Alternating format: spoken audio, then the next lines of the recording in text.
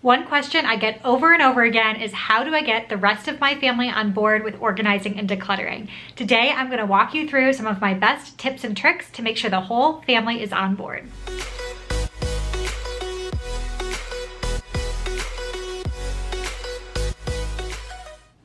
Hey everyone, my name is Sophie from Sophisticated Organization. Welcome back to my channel, or welcome if this is your first time here. Like I said, today we're going to talk through what you can actually do to get the rest of your family on board with your organizing and decluttering journey.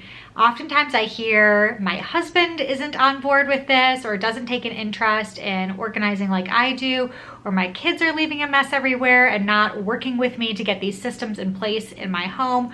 What can I do? So today we're going to talk exactly about that, and I'm going to walk you through everything. So the first thing that I want to say at the outset, which might surprise you, is in order to get others on board with your organizing and decluttering that you want in your home, is to focus on yourself. You need to walk the walk, not just talk the talk, if you want your home to be organized. If you're telling your kids to eat their vegetables and you're not eating your vegetables, they're not going to want to eat theirs. So you need to be showing, not just asking, but showing the fact that you are organized yourself and you would love for the rest of your family to be the same way. So focus on you, make sure your spaces that are kind of your domain, if you have those types of spaces in your home, are in order and you've got them all in tip-top shape. The other thing too is to really dig deep down within yourself to understand why organization is important to you. I can think of a lot for me personally why I like having an organized home. Part of it is probably because it's just my personality that I enjoy having an organized space. But there are tons of other benefits, as I'm sure you already know, that you can find what you're looking for a lot easier. You can save time.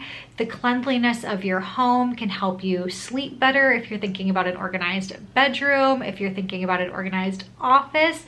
It can help you be more productive during the day. Really, all of those different things can depend on your personal goals when it comes to organization, but figure out what those reasons are, why you want to be organized or why you want to do some decluttering in your home, and understand them so you can start to explain that to your family so they'll want to get on board because they know your why. Next up, have a conversation with the other family members of your house, whether that's your spouse or your children or anybody else who might live in your home, and understand maybe where their hesitations are coming from. If they are not interested in organizing and decluttering, try and get down to the bottom of why they're not interested in it. Is it the opposite of what I said? It's just not part of their personality? Or is there something deeper there? Do they feel like it's too time consuming? It's too much energy. They don't know where to start. There are so many different things that hold us back from jumping in and organizing. Try and sit down with them and be empathetic and understand what that might be. If they are somebody that maybe isn't bothered by disorganization, try showing them what the benefit of organization can be. Again, walking the walk, not just talking the talk, and showing them that look how much easier it is when our pantry is organized. Look how much easier it is when you know where your shoes are, when you know where your clothing is. Whatever it is, if you are demonstrating those organizational systems in your house, your spouse, your child, or again, whoever else lives in your home might start to actually see the benefit and start to want to organize themselves. If they are somebody who maybe is interested in organizing or kind of thinking about it and sees the benefit of it already, but they just don't know where to start, they don't have the time and energy, any of those types of reasons, you should really take the time to sit down with them and organize maybe a small space that's their type of domain and work through it together and help them. So let's say it's your husband and he loves working in the garage and has tools or something. Why don't you sit down with him and work through his tools and help organize those things? And then he can actually see the benefit of that, but he can also see the process of what it takes to go through and declutter. Maybe you can share some of your tips and things that you like to do as you're going through your items and decluttering, or ways that you categorize things. Sitting down with your family member and helping them organize a space might just give them that support that they actually need to want to do even more. And you may have to continue walking them through every single space of theirs until it gets organized, and maybe even working through with them on a longer term basis to make sure they can maintain that organizational system. Especially if we're talking about kids, it's a little bit harder to just teach them one area and set them free, but it's probably worth that time if you go through your entire house with your family, with that person that is a little bit more resistant to organization, and help them along the way. The next thing you're gonna wanna do if you want to maintain an orderly home is to assign tasks and responsibilities, but also create a system that is foolproof. So number one, assigning tasks and jobs. This applies to both small children and adults alike. We find it's really helpful in our household with just my husband and I right now that we separate who is in charge of doing what. It just takes away the guessing of there's something that's out of place or something that needs to be cleaned, and both of us just keep passing it, hoping the other one's gonna do it. Once you have those jobs and tasks for the most part defined, you'll have a well-oiled machine within your home. For example, my husband always takes out the trash, which is awesome. I hate taking out the trash. So try and find different tasks that one of you doesn't mind and the other one maybe does mind, so they don't have to do that task. He also goes through our mail and picks that up. I am typically the one to do more of our laundry and cleaning. There are other tasks that we split up, but we have found what works for us. So work through those things, find what works for you. If you have kids, give them some chores to do. Depending on their age, try and find something that's age appropriate.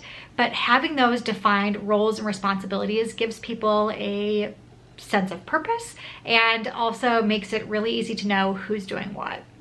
Now, the second part of this, creating systems that are simple and foolproof, is going to be key if you want your family on board. So let's say you ignored my earlier advice and you didn't work with your spouse or anything, and you just went in and organized your entire house and your family was dumped into it. If you made these extremely complicated systems, nobody else but you is going to want to keep up with that. So thinking of what other members of your family are in your home while you're creating those systems is going to be extremely important. Think about kids. If you're organizing a space that's kind of in their domain, they can't process the complicated organizational system that your brain might come up with. So keep it simple, then everyone is going to be on board, they're going to be able to maintain it, and they're going to want to maintain it. One of the more important things I think when it comes to organizing and decluttering and getting your family on board is to come from a place of compassion and respect. This probably applies even more when you're thinking about your spouse. Understanding, like I said earlier, where they're coming from is really important. Understanding the differences in your personalities is really important, just because you don't want this to end up being an argument. You don't want this to be a place of judgment.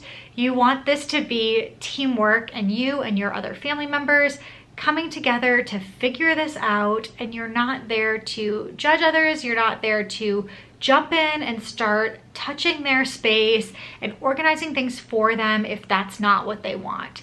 I personally hate it when I let things get out of control, which totally happens to me. It happens to everyone. And somebody else would go around my house. This happened when I was growing up. And sometimes my husband does this too, and will try and be helpful and collect things and put them in piles.